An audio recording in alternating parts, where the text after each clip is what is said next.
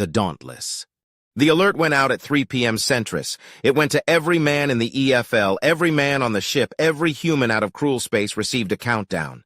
24 hours. It was just a warning to make sure everyone could see things live. The communication pylons the galaxy over may allow peoples to communicate over the massive distances regardless of distance.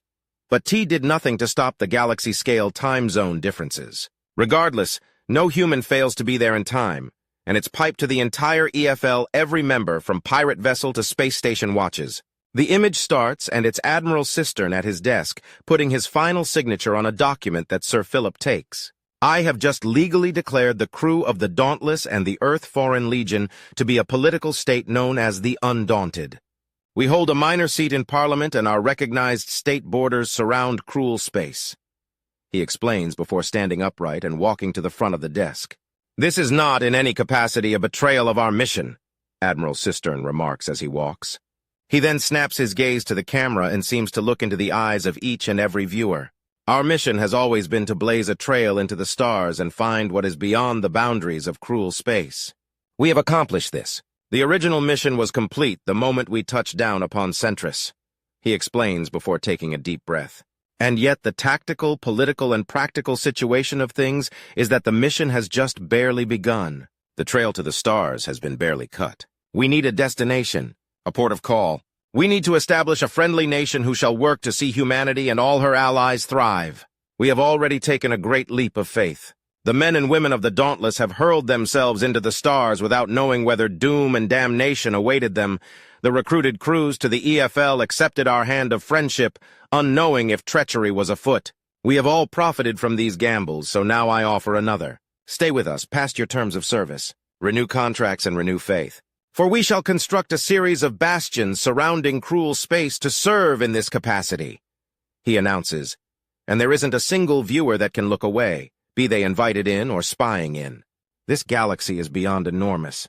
The sheer scale of the multitude of worlds and peoples means that while there is enormous room to develop and grow, all of it shall be needed to be anything other than a footnote in the history of the galaxy. The road to a grander tomorrow is long and arduous, an effort of generations. But if we do not build the first station, then who shall? A well-trodden path must first be cut. A goal and destination must be sent for those still within the null.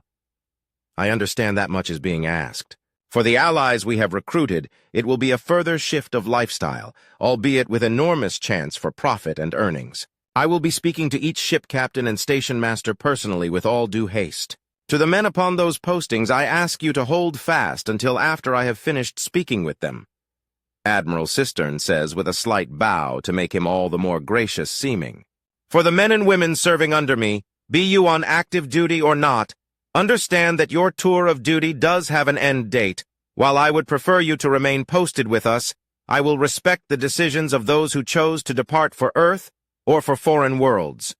The galaxy is ours to explore, my friends. And even though traveling these incredible distances may seem pedantic and small to those of us whom have traveled as such their whole lives, I invite you to take in the sheer scale of the beauty and just how much of it there is.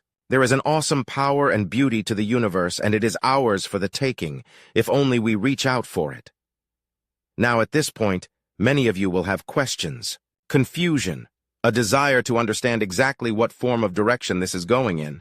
Shall I be declaring myself or someone else a dictator or king? The answer is no. Effectively, this will remain a military operation with the rank of Grand Admiral. This rank shall only be sustained by a vote of all captains and admirals, station masters counting as captains. The admirals shall be chosen from among the captains. These changes are enormous to our methodology and the mindset of our presence.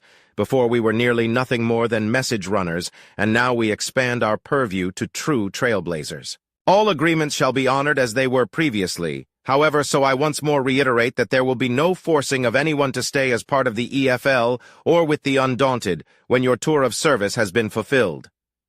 Our shift of focus to nation building will not be without cost. Our lawyers have drafted a charter of rights and responsibilities for all Undaunted, and beginning the next tour of service shall be required to swear by it. To wit, I shall lead by example, he says before moving to attention and placing a fist over the center of his chest. I, Garfield Cistern, in full command of my mind and body, of my own free will and under no coercion, do so swear to uphold the rights and responsibilities of the undaunted. To this I shall serve to the best of my abilities. My method of serving shall be dictated by my lawfully acquired rank and status among the undaunted military in all of its branches, be it general service, command, research and development, infrastructure, or the Earth Foreign Legion.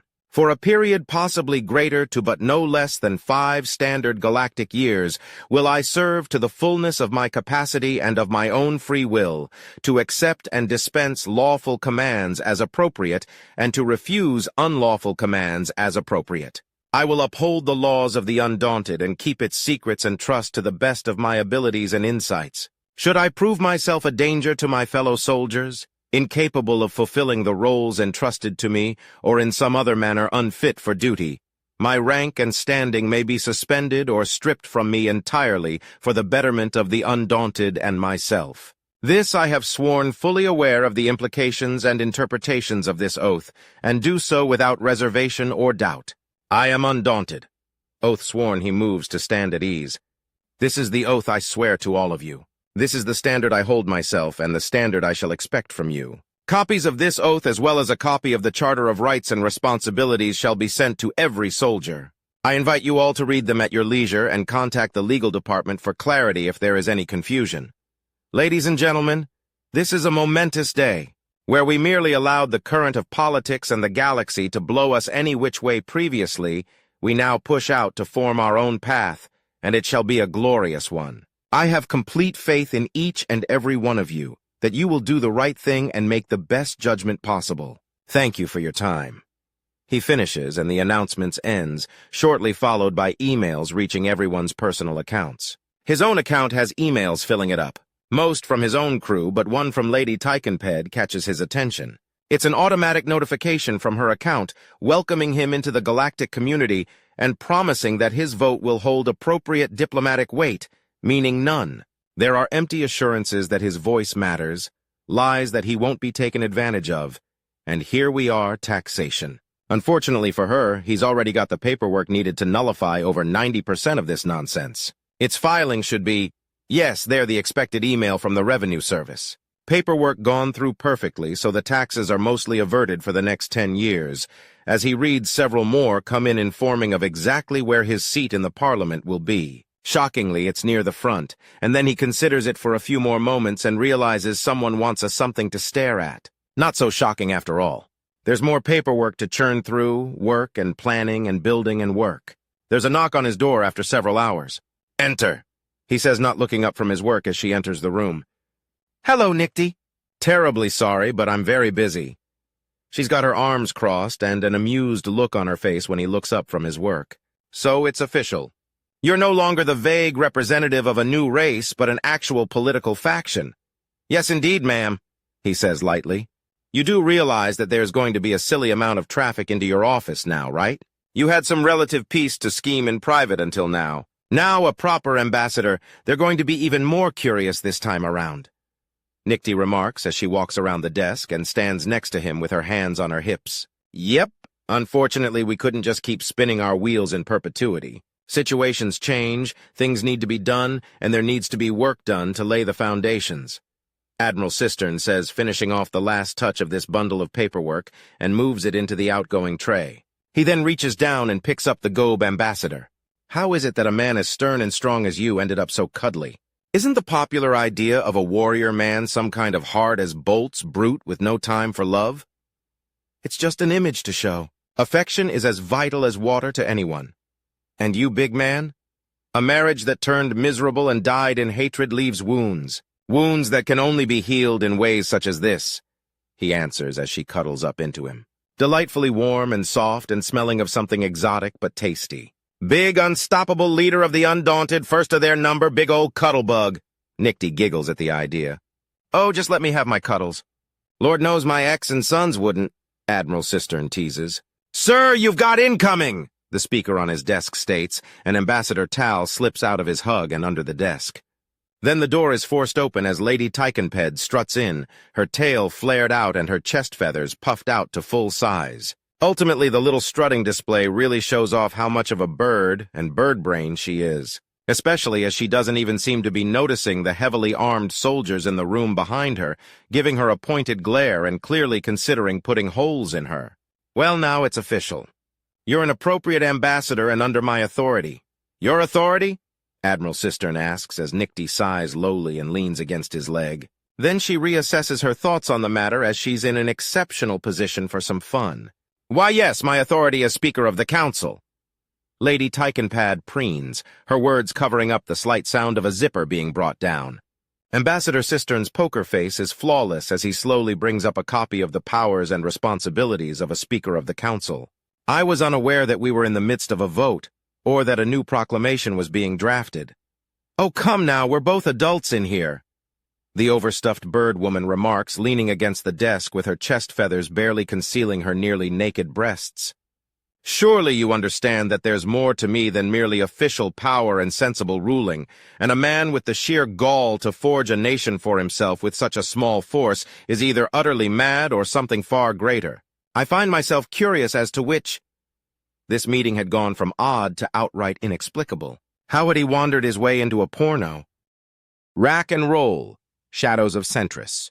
They had finally talked him into it.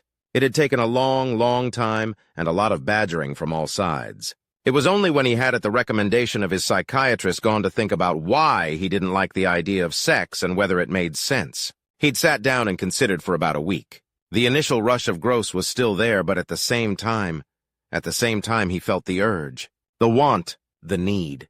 He had discussed it with the others, with Koa and Amadi, the closest things he had to real friends. They had then promised to help him and had set up a date. A date. Yeah. Apparently everything was taken care of already and he just had to show up and try to enjoy it. So here he was, dressed like an idiot in a dusky brown suit with frilly white sleeves and a white ruffle out the front. His dress uniform had been hidden and he wasn't allowed a normal suit. The ruffles were ridiculous, made him look like some pompous, oblivious, stupid, "Oh la la! You look delectable." A refined voice dripping with sheer delight rings out and he looks to the left. That is a whole lot of women. Yes, there are insect traits from the mature snicked, but it's more like someone's in a half-assed costume than an alien. A woman with break-your-back huge knockers and hips that match as she doesn't so much walk as sway up to him. I see your views on certain matters have changed. I look forward to your lust. Inflamed.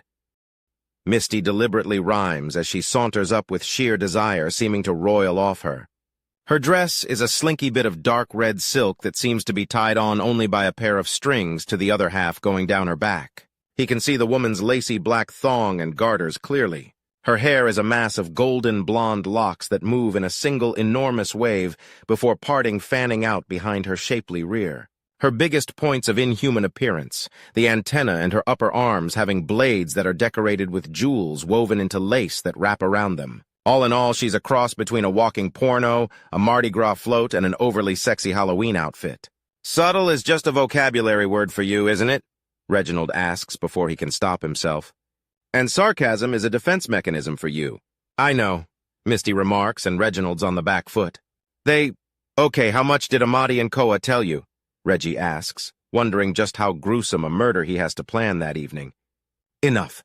Don't you worry, I'm willing to slowly peel away what I need to so that I can ravish your wounded soul with love enough to salve your wounds, Misty announces, and Reggie just gapes before looking around. Are you mugging for the camera? Has this become a reality TV show? Am I getting punked? Reggie asks. I'm not sure what punked means, but I am making sure your friends on this ship know that I'm here and not going to hurt you. Now, do you know what I've planned tonight? I was told to wait here in this goofy outfit and try to enjoy myself, Reggie remarks with crossed arms. Oh, wonderful. This is going to be a surprise for you then. Now, first off, we're going to have dinner. Things are very different from human standards. Your friends explained a great deal to me, and there's going to be another, or is she another 6? It's hard to tell with the Lidris, Misty muses. The Hexaform clan, right? Reggie asks. Shireen of the Hexaform clan, yes. She, along with I, Misty Jadeblade, shall be your escorts for the evening, Misty announces, and Reggie runs a hand through his hair. I, Engineer Reginald Pike of the Undaunted Accept, Reggie says, and Misty titters somewhat before reaching into her bosom and pulling out a flower that she tucks into his coat. I'm glad this is for you, little human. I know that things are reversed from what you were raised to know, but that just means you merely need to keep pace rather than wonder what to do next. Misty explains before gently kissing Reggie on the back of the hand. Oh, okay. There is one thing I want to know before we go further. Reggie asks as a bit of a stalling tactic and to confirm to himself that yes, this is real, yes, he's doing this, and yes, he's looking forward to it. Oh? Misty asks with a purr. How is it that a woman like you isn't already in a relationship? You're certainly gorgeous. You're patient. You're courteous enough to not be given the runaround by the crew of the Dauntless. You're flexible enough to change your plans to make things work better, and you're willing to work with others. From what I understand of the galaxy, you should already be not only married but have several children by now, Reggie asks, and Misty smiles widely. Darling, I'm trying to seduce you, not be seduced. Though to answer your question, the galaxy isn't as fair and balanced as it seems, and it's not balanced at all.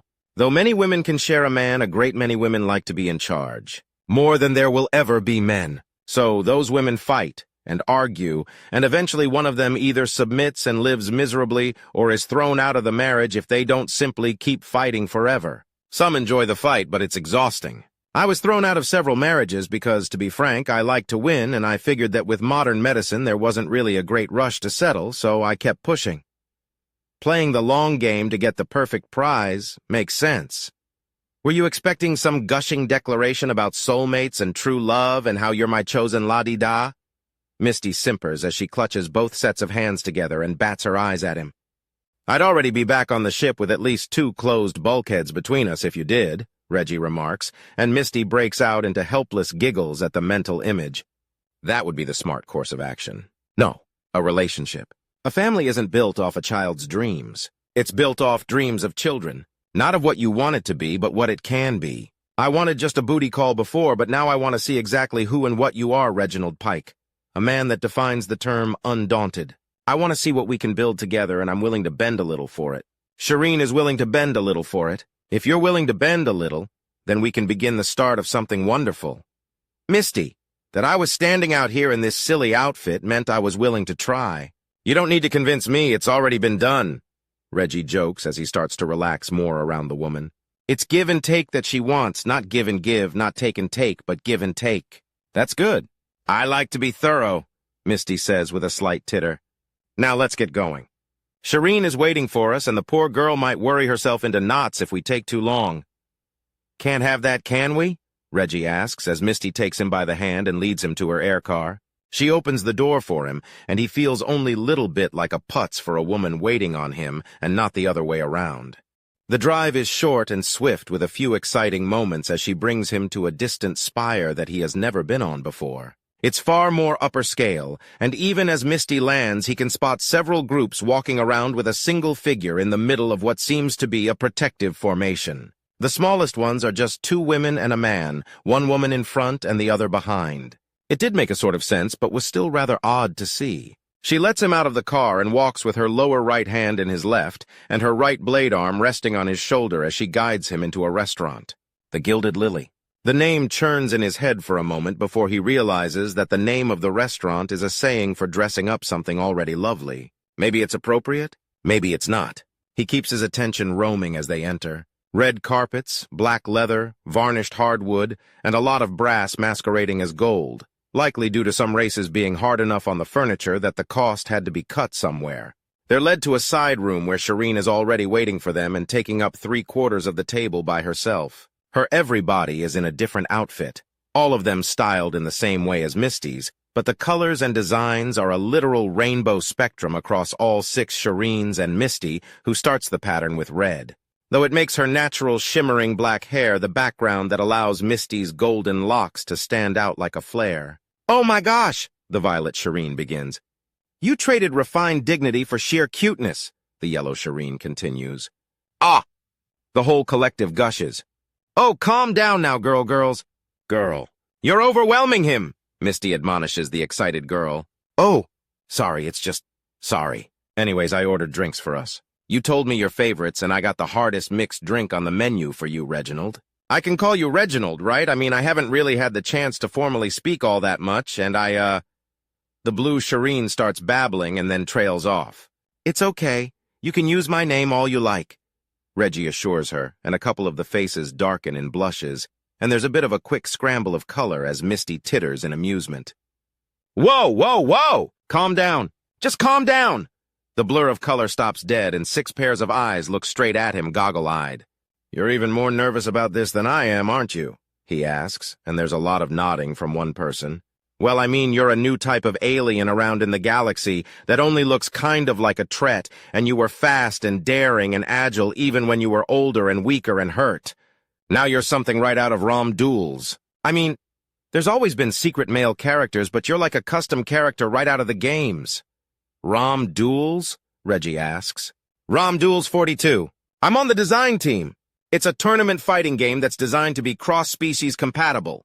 Doesn't matter how many arms you got or what dimensions you think in, you can play it and you can win it, Shireen boasts with a great number of smiles. I'm on the programming team. I work on the physics engine so everything flows and jumps and bounces and moves the way it should. The series is somewhat famous, or is it infamous, for their sheer focus on the way the men move, Misty teases. Well, I mean, the way you moved was even more interesting. The sheer momentum of movement, and you just kept going. How did you do that? Shireen asks, and Reggie shrugs. Mostly instinct. When you need to move, you move. You don't think about movement or deliberate fancy tricks, you just do it, Reggie remarks. I need to get some motion trackers on you and have you run an obstacle course, the things I could learn. Are you asking me to be a model in your game? Reggie asks, and Shireen starts her stammering flurry again. Showing the galaxy how your man moves on the public market? That's a heck of a power move, Shireen, Misty teases with a sultry smile. Ah, it looks like our drinks are arriving.